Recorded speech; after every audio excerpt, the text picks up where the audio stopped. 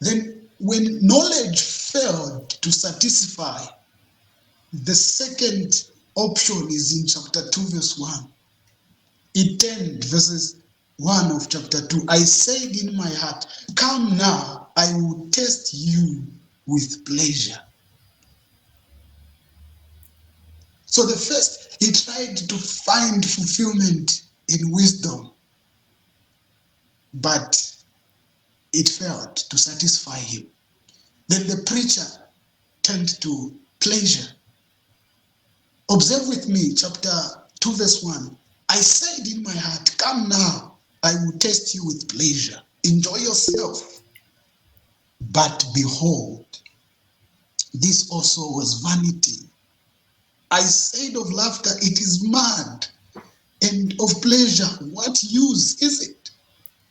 I searched with my heart how to cheer my body with wine, my heart still guiding me with wisdom, and how to lay hold on folly, till I might see what was good for the children of man to do under heaven during the few days of their life. This is the purpose why the preacher is searching, is making these experiments. The purpose, the reason as to why he's doing it is given in chapter 3. I searched with my heart how to cheer my body with wine, my heart still guiding me with wisdom. Why? To see what was good for the children of man to do under heaven during the few days of their life. He was trying to find the meaning. What is it that was good to do for someone who is here on earth in this earthly body? What is it that is good for a person to do that will satisfy that person? Something that a person will do, and after doing it, you will feel fulfilling. It is fulfilling. You will feel satisfied. What was that thing? This is the experiment that the preacher is on. He's trying to test, he's trying to experiment to get to that thing. What is that thing that will lead him to find satisfaction, to find fulfillment, to find purpose? That was the search. So he tried wisdom, no results. He didn't find what he was looking for. And now, chapter 2, verse 1 is turning to pleasure. He said, come now, I will test you with pleasure. Now, when wisdom leaves him unsatisfied, the preacher tries pleasure. Wine. There is wine. Wealthy. Women. He tried these things. But look at verses 10.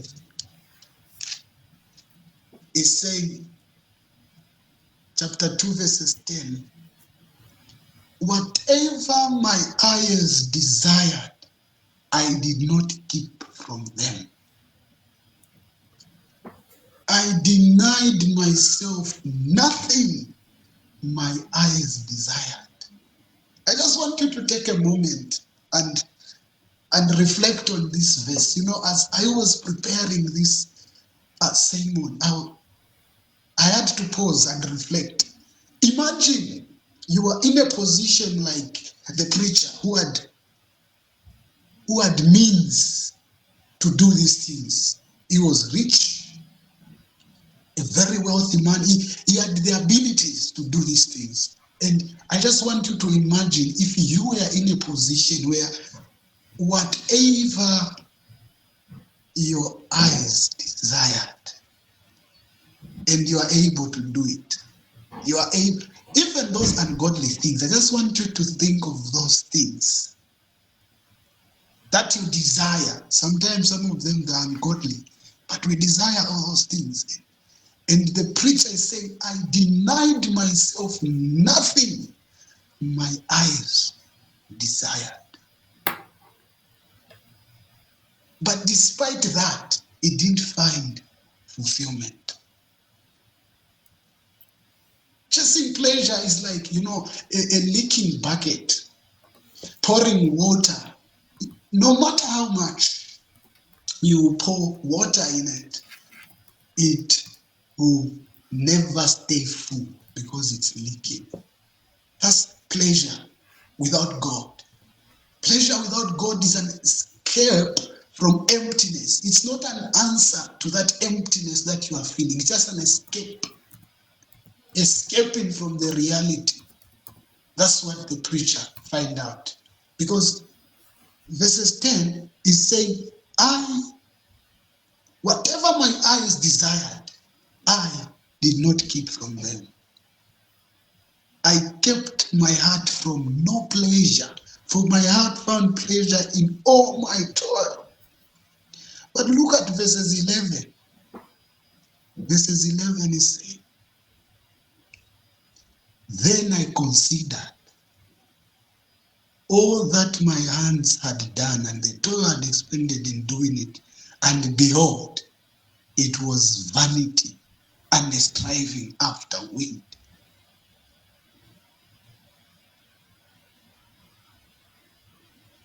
He denied himself nothing. He said, I denied myself nothing my eyes desired. And verses 11, yet he said, when I surveyed, everything was meaningless, a chasing after the wind.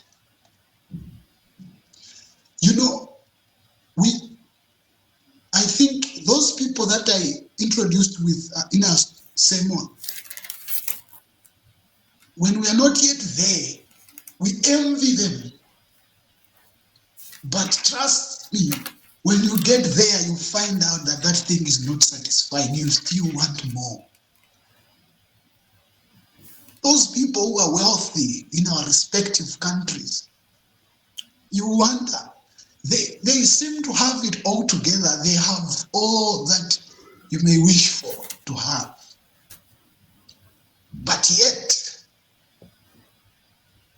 the words of the preacher is very true. When I surveyed, verses 11, everything was meaningless, a chasing after the wind. And just take time to reflect on this phrase, a chasing after the wind. It's like trying to, fleeting breath. You cannot hold smoke, air. You just hear the wind blowing. And he's saying it's like chasing after wind. To get hold of wind is what he came to conclude. That's the word. That's how he came to describe this emptiness, this fleeting, not lasting, not giving satisfaction that you would expect in all these tests or experiments that he did. First, in wisdom, it was like chasing after wind. It's fleeting. It's not lasting. It's not giving him satisfaction. Again, he turned to pleasure. He mentioned everything that you can think of. Women, wine. And I want us to observe something. He wasn't doing this like a person who is ungodly. Turn with me to chapter 2, verses 3. I searched with my heart how to cheer my body with wine, that my heart still guiding me with wisdom. Here is the preacher who is searching for what is the purpose of the good thing for the children of men under the sun, what people can do under the sun that they can find true happiness, true satisfaction in. And he was doing this, he's saying, my heart still guiding me with wisdom. He was trying to determine what was good for people to do without forgetting the protective guidance of God's wisdom.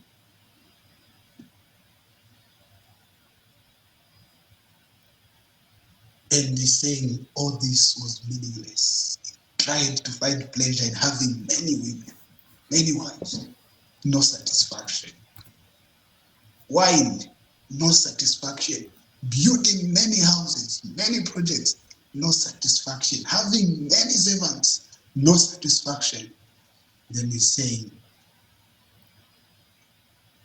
I denied myself nothing my eyes desired. When I surveyed, everything was meaningless. Again, now he switched to work. Verses 17. So I tend to consider, chapter 2, verses 17. So I tend to consider wisdom and madness and folly. For what can the man do who come after the king? Only what has already been done.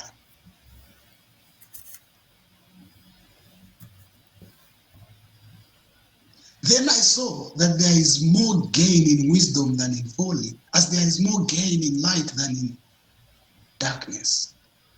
The wise person has his eyes on his head, but the fool walks in darkness. And yet I perceived that the same event happened to them all. Then I said in my heart, chapter 2, verses 50. What happens to the fool will happen to me also. Why then have I been so very wise? And I said in my heart that this also is vanity. For the wise man as the fool, there is no enduring remembrance. Seeing that in the days to come, all have been forgotten. The wise and the fool, they will die. Then verse 17 is saying, so I hated life, because what is done under the sun was grievous to me. For all is vanity and is striving after wind. I hated all my toil, verses 18, which I toiled under the sun, seeing that I must leave it to the man who will come after me. When wisdom leaves him unsatisfied, the preacher tries pleasure. Wine, building many projects, wealthy, women. And now, from verses 17 to 23, we are seeing he's turning himself into his work. But he realizes all his hard work will be left to someone else who may misuse it. Verses 18 and 19. I hated all my toil in which I toiled under the sun, seeing that I must leave it to the man who will come after me. Verses 19. And who knows whether you will be wise or a fool? Yet you will be master of all for which I toiled and used my wisdom under the sun. This also is vanity.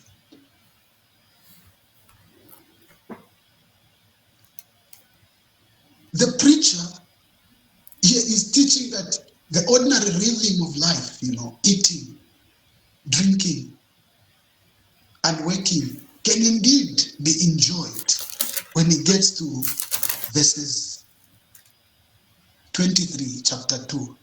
For all his days are full of sorrow. The person is saying, when we are working, it's hard work. You spend a lot of time investing for your future retirement. You work hard in the night. Some of us, we are working the night shifts. We work hard. And the preacher is saying, for all his days are full of sorrow, and his work is a vexation. Even in the night, his heart does not rest. This also is, and then he's saying, all that hard work, I'll leave it to someone when I die. And who knows if be a fool and misuse what I worked hard for. But there is a turn when we get to verse 24. There is nothing better for a person than that he should eat and drink and find enjoyment in his toil. This also I saw is from the hand of God. After presenting the ordinary rhythm of life, eating, drinking, and working, he's saying, the preacher is saying, we can indeed enjoy life, can be enjoyed. but only when received as a gift from God. Apart from Him, even life's good things lose their joy. There is no joy. God Himself is the one who gives wisdom. He gives knowledge and joy to those who live in a way that pleases Him. On the other hand, one may spend their life gathering wealth and possessions, but without God, without God's blessing, they will never truly enjoy them. In the end, they may only leave their riches behind for someone else. Why more is never enough? Because it is only in God that we can find satisfaction. The preacher tried to find meaning in wisdom, but it wasn't satisfying. He tried in pleasure, even in work, but he also found it wasn't giving him the satisfaction that he was looking for. But verses 24, there is a 10. After all this, the preacher concludes, a person can do nothing better than to eat and drink and find satisfaction in their own toil. But there is this note, this too is from the hand of God. True satisfaction is a gift, not a self-made achievement. As I am concluding, what are we observing? Our worth is not in what we own. Your worth is not in what you own, in what you enjoy, or in what you achieve. Every good thing in life is a gift. We need to learn to receive it with gratitude. Because only Jesus offers the satisfaction that never runs dry. It's only Jesus. The preacher sets out to investigate all that is done under heaven to discover what is truly good for people to do in life. It tests three main paths to satisfaction: wealth, wisdom, and pleasure. Each path has its attractions, but ultimately, each one fails to deliver lasting fulfillment. Running beneath all these three pursuits is the theme of toil, if you've observed. Human effort, toil, I toiled under the sun. Whether working to gain riches or learning to gain wisdom or striving to enjoy pleasure, the preacher observes that toil only breeds frustration, grief, and despair when it is self-centered. In fact, this passage contains more references to the word toil. In your quiet time, just go through from these verses that we've read and observe the word toil, how many times it's mentioned. It's mentioned here more than in other sections of this book of Ecclesiastes, stressing how deeply human striving dominates the search for meaning. But the turning points in chapter 2, verses 24, true satisfaction does not come from human achievement, but from the hand of God. Without God, life's efforts,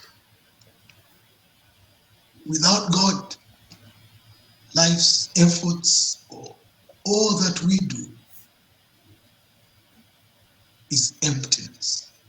With God, even toil becomes a gift and a source of joy. Now, let me conclude with these words. In our own lives, we can be tempted to chase fulfillment through money, through education or pleasure, believing that more will finally be enough. But the preacher's wisdom is clear. Life only makes sense when received as a gift from God. Contentment is not achieved, it is received. That's what we are learning. It is received. After all his experiments with wealth, wisdom, and pleasure, he discovers that satisfaction is not earned, but it's not earned by toil. It is received from the hand of God, verses 24 of chapter 2. It is received. In other words, joy is a gift, not an achievement. It tells us the answer comes from God. But he doesn't show exactly how. That longing is fulfilled in Jesus Christ, dear brothers and sisters.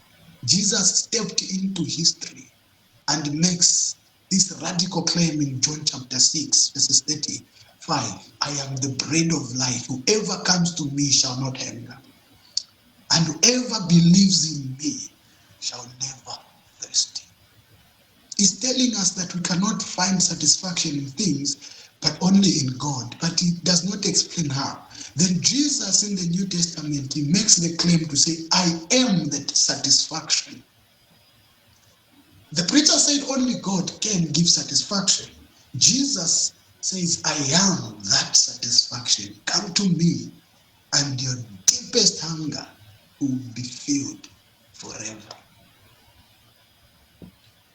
The words of C.S. Lewis, he once said, if I find in myself desires which nothing in this world can satisfy, the most probable explanation is that I was made for another world. Let me read again the words of C.S. Lewis. He once said, if I find in myself desires which nothing in this world can satisfy, the most probable explanation is that I was made for another world. We are made for God, dear brothers and sisters. Without him, more will never be enough. But with God, enough is more than enough. May the Lord bless his word.